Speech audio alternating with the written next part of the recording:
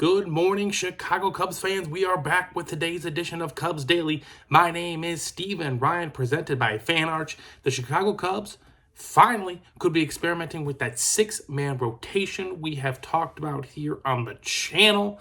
There are positive vibes right off the rip from Alex Bregman's presser. We're going to break that down.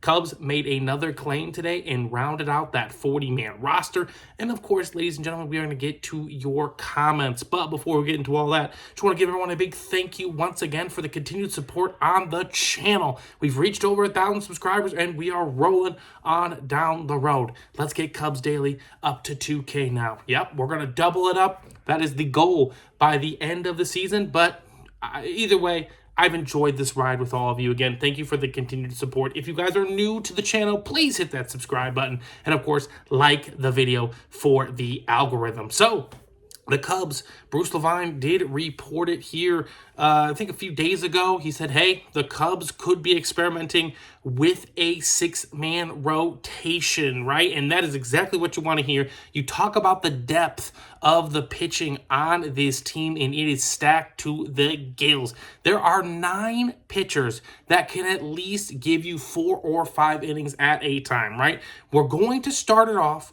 I think he's earned the notion. He's the seasoned, savvy vet of the team, Matthew Boyd, okay? Matthew Boyd, all-star year last year, had a good comeback season the year prior with the Guardians. Hopefully that shows continued success into this season and beyond. And I think if we can rock with a six-man rotation, that will help him because he was starting to fall off towards the end of last year.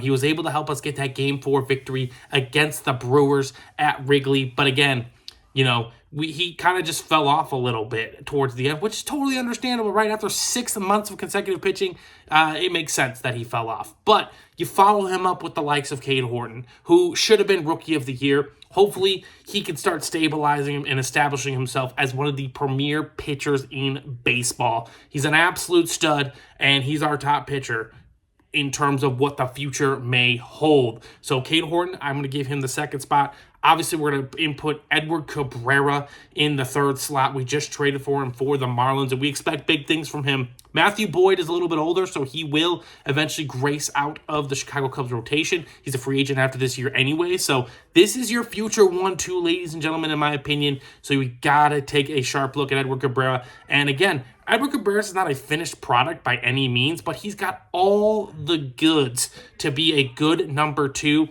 and can even act like a number 1 sometimes. When you look at rotations that win World Series, maybe not the Dodgers specifically because they're kind of in their own sphere as in terms of spending and all that other stuff, look at some of these past winners. They have 1-2 guys that can get you wins, right? You need a 1 and a 2 to get you 4 victories in the World Series, potentially. So you kind of got to think about it on that front as well. Then you kind of round it out with the 4 and 5. And as it sits right now, that's going to be Jameson Taillon 4 and Shota Imanaga 5. I really like Jameson Taillon. He showed that we could trust him towards the end of last year. Big Game 3, season on the line.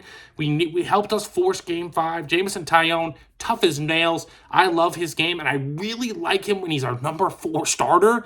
Big time impact on that front. And then Shota. Remember, Shota was our ace, our quintessential ace here literally last year at points. He was one of our better pitchers. Of course, we all know how it happened, how it ended. It did not end well, but I like him when he's our 5th starter. When he's going up against other teams' 5th starters, that's a matchup you look for the Cubs to take advantage of.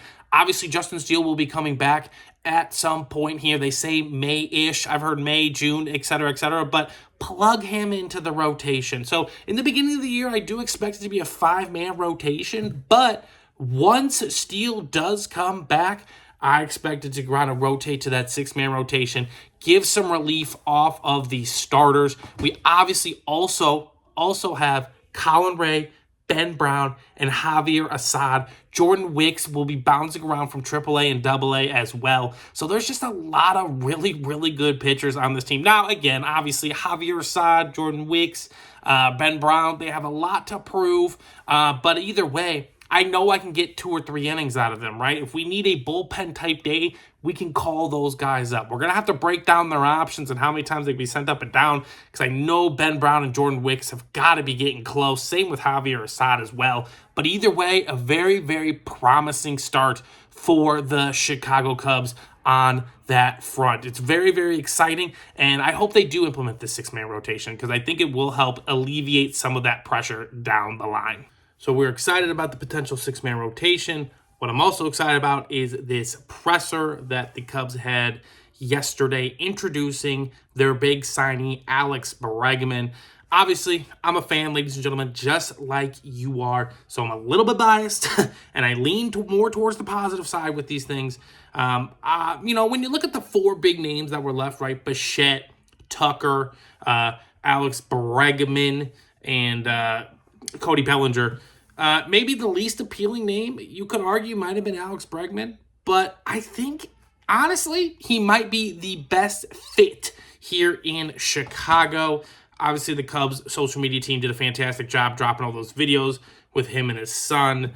He seems really, really happy to be here. He's not indebted, but he's excited to be here in Chicago. He's already been to a Blackhawks game, a Bulls game. He's going to the game this Sunday for the Chicago Bears, and he's already trying to ingrain himself in the city. They had the presser. Jed was very, very excited. He said he's been chasing after him for a long, long time, and he got his guy this time. So it's exciting to see. Bregman seems to be pumped to be here. I liked hearing, that he asked for a scouting report on all the teammates already, and he wanted to know what they're trying to work on. He wants to assist in helping those guys develop, and that's just what you love to hear, obviously. And that could all be for the jibber jabber or whatever, but I mean, in comparison, right? Let's talk about it, right? Last year we had Kyle Tucker, and Kyle Tucker has resting bitch face. Let's just be honest. Like, he suffers from RBF, and I don't think Kyle Tucker's a bad guy by any means, but you can't tell. I guess is more the point. You can't tell what he wants to do with anything, and so, it just didn't seem like a fit. And we've talked about it on this channel multiple times, if you're going to be a Chicago Cub, you have to want to be a Chicago Cub. Like, that's plain and simple. And if you guys remember, 3 off seasons ago, right, when they had those 4 shortstops that were out there, right, Correa, Trey Turner, Dansby Swanson, and I forgot was it Corey Seager? No, might have been Corey Seager. But either way, kind of when you look at all the names, you're like, wow, Swanson's the 4th option. But Swanson wanted to be a Cub, and there's just not much else I can ask for from Dansby Swanson at the shortstop position. Like, he brings it consistently every single day. Obviously, his bat has something left to be desired for, and the offense is sexy, but in terms of stability at the shortstop position, all I could ask for. And I hope Bregman brings that exact same thing. And this is also going to be the one time that I do it. Yes, he was a part of the 2017 scandal. Yes, blah, blah, blah. I don't care. I really don't care. You still have to go hit the baseball. Yes, it helps to know when it's coming. I really don't care. He's a 2-time World Series champion. He wants to win a 3rd World Series. That's why he's wearing the number 3.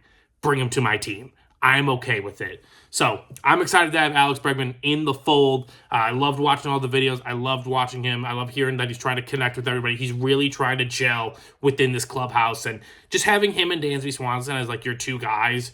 Obviously, there's Ian Happ and Nico Horner as well, but with their futures kind of uncertain as it sits, technically speaking, it's a really, really good stepping stone going forward. And I obviously hope that implementing those guys with, Michael Busch and PCA can really help those 2 grow into the stars that the Cubs want them to become, because I think those guys have the potential. They have the it factor. They just need that maturation and that learning process. And obviously, Alex Bregman brings a lot to the table. Elite swing decision, as Jed Hoyer said. Can some of that rub off on PCA? If 10% of that rubs off on PCA, PCA is going to be a 9-WAR player. Like, it's incredible to think about, right? So I really, really, really like this signing. I don't know if Bellinger is going to help accentuate PCA. I don't know. We know Tucker might have helped accentuate PCA, but more from a I'm batting ahead of you standpoint, not necessarily in the head standpoint. And then, of course, Bo Bichette, he's kind of just a star of his own. I don't know how Bo Bichette impacts the team and what this team needs. We know Bregman, the resume's there. It's awesome to have, and I'm beyond excited that he is a Chicago Cub. Another news and notes today, ladies and gentlemen. It's going to be a very, very quick one quick segment here. Then we're going to get to your comments here in a moment. The Cubs did claim Ben Cowles off of waivers from the Chicago White Sox. Ben Cowles was a part of the Mark Leiter Jr. trade back in 2024. They brought over Jack Neely and Ben Cowles in that situation. Cowles was designated for assignment last year by the Cubs, claimed by the White Sox. White Sox DFA'd him a few days ago, and so the Cubs are bringing him back. He does round out the 40-man rotation for now, or 40-man roster for now. I don't imagine he's going to be up here he's not going to be up with the big league club if he makes it through spring training.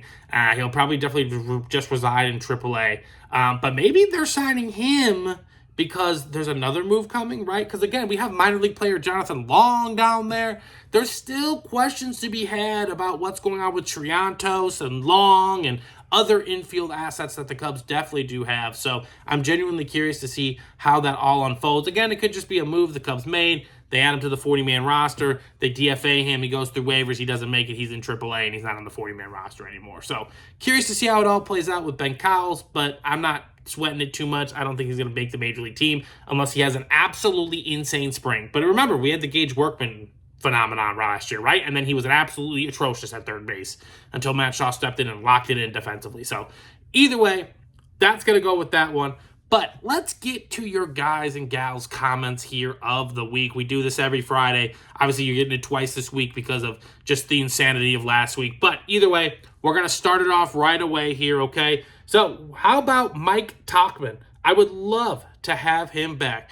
Well, I think Mike Tauchman, like the player, if we signed him to a deal, like obviously I think that's a great depth piece. Like there's no doubt about that, my man. But the only problem is Mike Tauchman is kind of at a weird level, okay? On a good team, on a good playoff team, which I think the Cubs can be, he is definitely a bench bat. But there's an inkling when you're an athlete that you want to play. And there's a lot of play. Like he could go back to the White Sox and he could play right field for them, and he could be productive for them. So I think he would only really come back to the Cubs if he would come back if he got to start in right field, and the Cubs probably only want him back on a bench roll deal. And I think that's kind of where we're in between. And, the other guy they were talking about, Willie Castro, he just signed a 2-year deal with the Rockies for $12 million. So congratulations to him. There's inklings about him coming back on a minor league deal, but that's all just kind of hogwash. So I got another comment here from Kurt. He said, quit thinking of Michael Busch as just a platoon bat player. That's what the Cubs used to do with Schwarber, and looked what happened to his career since then. No other team he's played on since the Cubs let him go ever used him that way. Again, so situations matter here, Kurt. I'm not disagreeing with you. I'm not sure if you're saying that to me. I do not think Michael Busch is a platoon bat player by any means. But on that note, he's not the finished product yet either, and there's development that needs to be had. I do think he should bat more against left-handers this year. I want him to get 650 at-bats if possible, and if he can remain healthy. I'm on your side on that front. But, again, things take time. You got to gain experiences, right? You're just not the finished product. Very rarely is a player that comes up just the finished product. So you're right about Schwarber, but again, Schwarber's timeline with the Cubs really didn't fit because of all of the other pieces the Cubs had, right? We had Bryant, we had Zobrist, we had Rizzo, we had all these other guys, and, obviously the catching was Wilson Contreras, so Schwarber was just too short, honestly, because they didn't bring the DH into full effect until the 2020s. So if we had the DH in 2016, Schwarber might still be a Cub. That's just a fact, you know what I'm saying? So unfortunately, you're right, but I don't know if that question was directed at me or you think it's Cubs, the Cubs fandom. I do not think Michael Busch is a platoon bat. I do not think that. You do not hit 34 home runs. But it's very possible that he just had his career year. It is very possible. Can he prove me wrong? I hope he does prove me wrong. But time will tell. That was his first best season. Let's see how pitching reacts to him, right? All right. The Cubs do not need a major league player if they trade Hoerner. They absolutely should not trade. But if they do, it needs to be a top 10 prospect and another top 100. And I don't disagree with you, my man. I don't disagree with you on that front. I'm not sure if that's the haul you're going to get, especially for a player on a 1-year deal. I think if you're going to make that trade specifically, it's going to have to be a deal with the Dodgers. Do you really want to send Nico Hoerner to the Dodgers? Again, we're just talking strictly if they do trade him. Do I think they should trade him? Absolutely not. 100%. I think we all on this channel do not want to trade Nico Hoerner. His value to this team is much, much higher than we want to give it credit for. So, that's not necessarily the best way to say it, but his value as a Cub is at the highest than any other team, in my opinion, I guess is what I'm trying to say. So there's not really a trade out there that would satiate me as a fan that that's a good choice. Because and that statement would only happen 3 years from now when that player is called up, So in terms of 2026, Nico Hoerner needs to be a Cub so that we have the best chance to go to the World Series. Obviously, we have to beat the Dodgers. I don't think they're going to be trading Nico Hoerner by any means, ladies and gentlemen. I do not think that's the case, but they got to do their due diligence, right? So either way, ladies and gentlemen, that's going to wrap up today's edition of Cubs Daily. If you guys are new to the channel, make sure you hit that like button and subscribe. What are you doing? We are on the road to 2K. I hope you all have an absolutely fantastic weekend. If anything epic happens, I will hop on in. But otherwise, I will be back Monday with another one. Cubs 40-man roster is rounded out to 40, so nothing here yet necessarily. But we are creeping closer and closer and closer to spring training and pitchers and catchers reporting. So I hope you all have a great weekend. See you soon.